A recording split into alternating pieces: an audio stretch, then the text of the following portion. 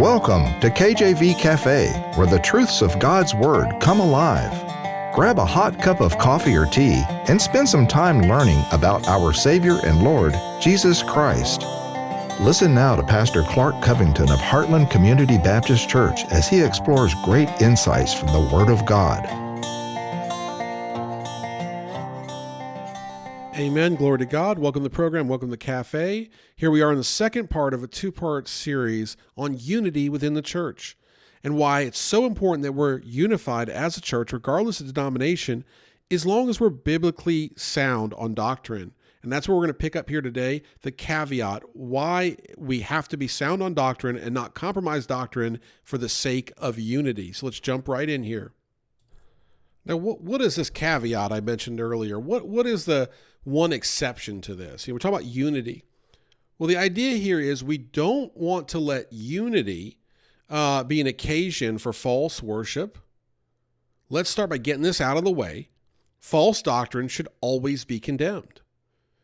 Nowhere am I saying that when we that it pleases the Lord for us to be unified, for us to work together, that it brings joy to the Lord, that it should be what we do. Nowhere am I saying that we should let the cause of unification come before standing on firm biblical doctrine. The example I gave in the introduction was about even so, Lord, come. That's biblically accurate. That's the mentality we're supposed to have. And that surprised me from seeing them on these signs, because I don't know, these church. I've not been to a service in either church. I'm familiar with both of them.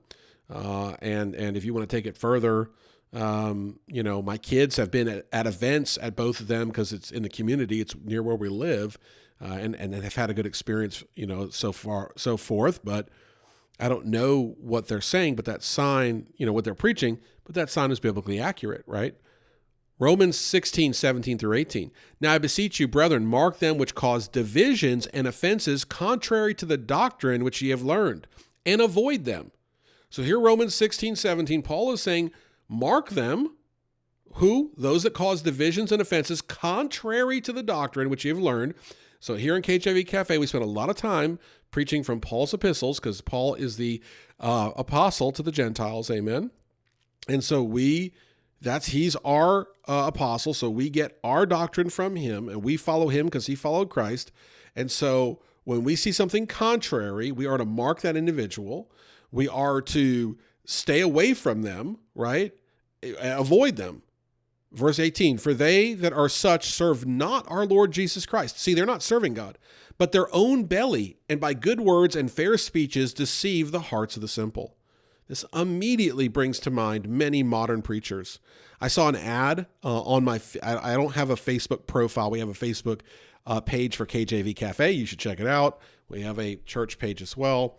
So I'll go on there and they'll still show me ads and stuff with my little account. And I saw an ad for a false prophet, the best way to put it, a big name preacher that does not preach sound biblical doctrine and has a big following. And I was blessed by reading the comments. Over and over again, Christians, Bible-believing Christians, were calling this man out for who he is and what he was trying to do, and telling people, don't get in, don't buy into this. And hopefully that's a witness to that individual that they can reform their ways before it's eternally too late, and they can stop leading the flock astray. But if you say, oh, let's be unified and let's go with this individual who's teaching an example that is so awful that is not biblically sound. In fact, it is the opposite. Let me tell you, when the preachers start saying, let's get along with the world, right? So they start taking unity and perverting it. So instead of unity in the church and the body of Christ, now they want unity with the world. Well, Jesus is not from this world, amen. He came to separate us from this world. We are not from this world when we're born again. We are pilgrims passing through, amen.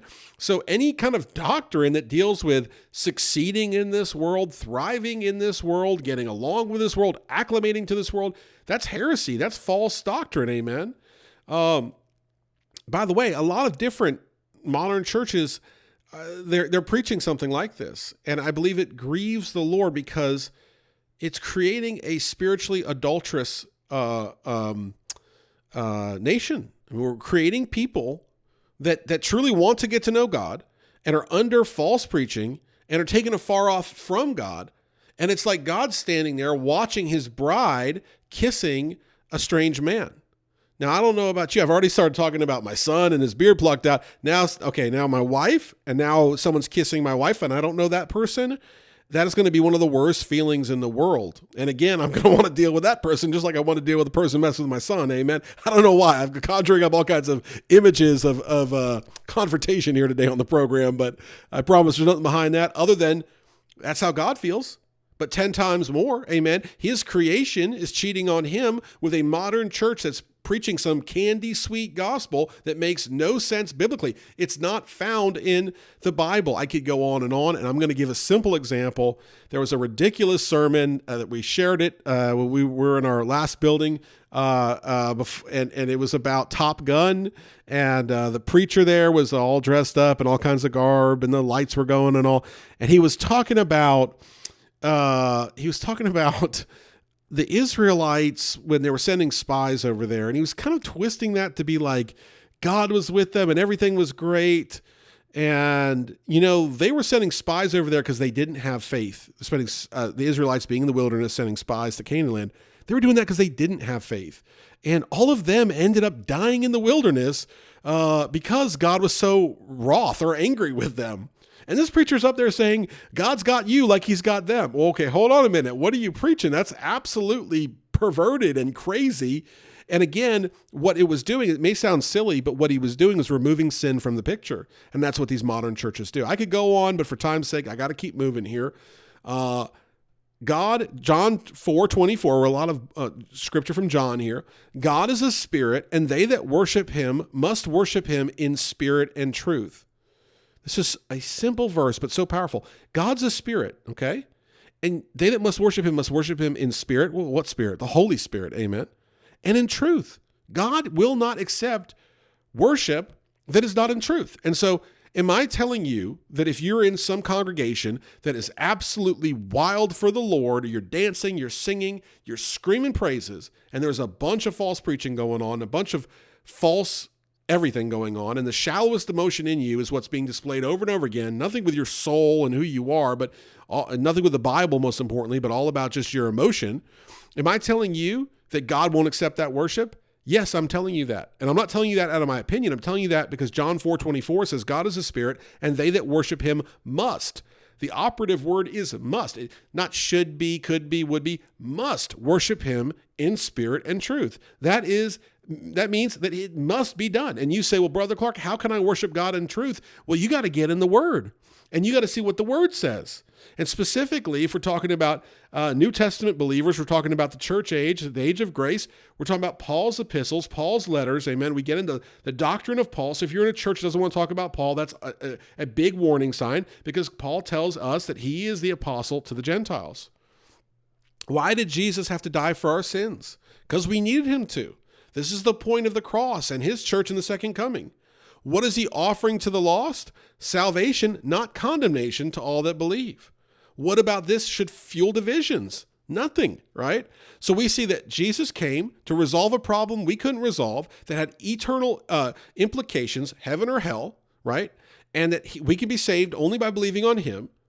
And so we are here to be, to number one, get saved. Number two, to witness and be fruitful and win others to Christ, and also edify and strengthen the church body. That's why we're here. Amen. And what about this should divide us, right? So if you have a church that believes in the blood, this is called the substitutionary death of Christ, the atonement, okay? If you have a church that believes in that, right? And they believe that to be saved is to believe on the risen Christ. The Bible tells us that this is what matters, right? And so let's say the church meets on Thursdays instead of Wednesdays. Let's say the church does communion every service or never does communion, even though they should, right? Let's say the church has a baptismal pool. Let's say one doesn't.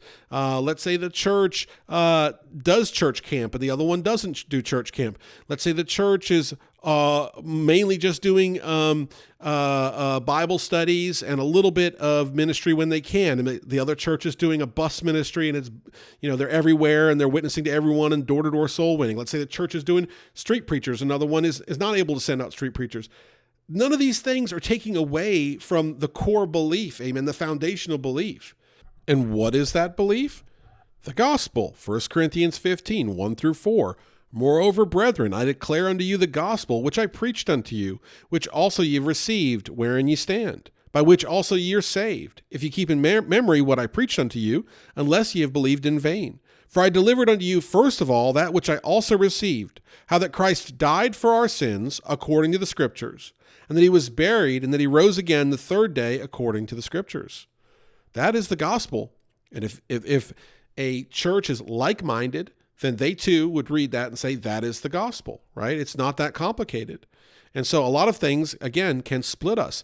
And again, it's not wrong to, a good Bible-believing church that has the capacity should be doing soul winning and should be doing street preaching and should be doing Sunday school and should be doing women's studies and should be doing food ministry and should be supporting missions. That's great. We're in the era here after COVID where some churches are under a dozen, amen. Our congregation is very small, amen. And I have a missionary friend, and they went to a church and they got new support, and they said that the congregation there was essentially less than half a dozen, I think it was, and they had to rent a little dance studio or a little theater to have their church at. Oh, goodness, we're in the last days. So let's not split hairs, amen. Let's not split hairs.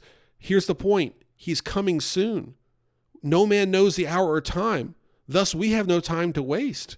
Psalm 133, verse 1, Behold, how good and how pleasant it is for the brethren to dwell together in unity.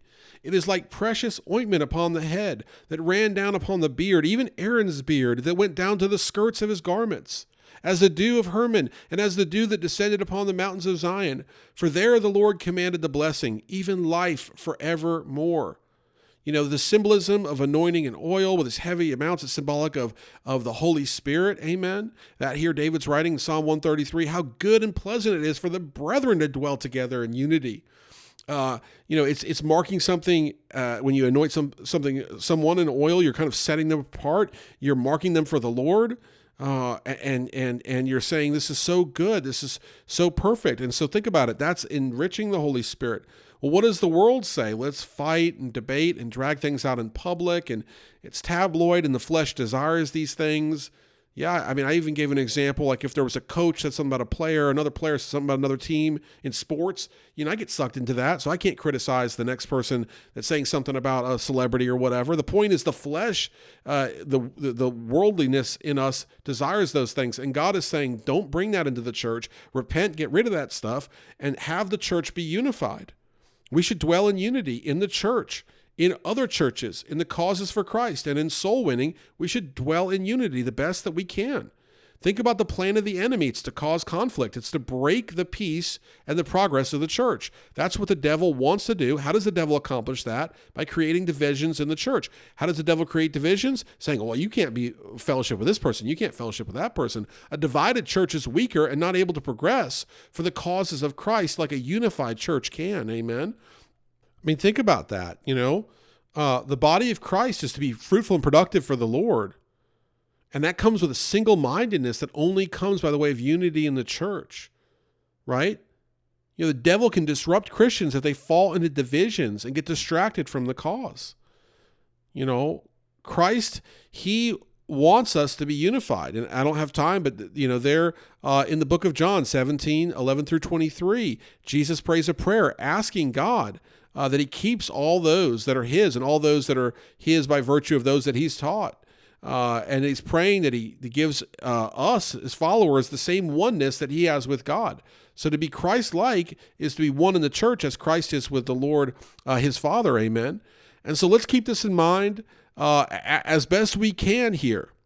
I thank you so much for taking the time to listen to this. I wish we had more time to talk about the importance of unity in the church.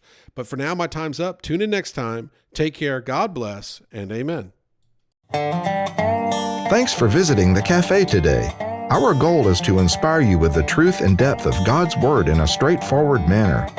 Do you know Jesus? You can today.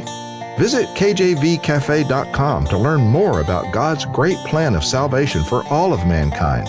Until next time, remember, as Matthew chapter 6, verse 33 puts it, "Seek ye first the kingdom of God and his righteousness."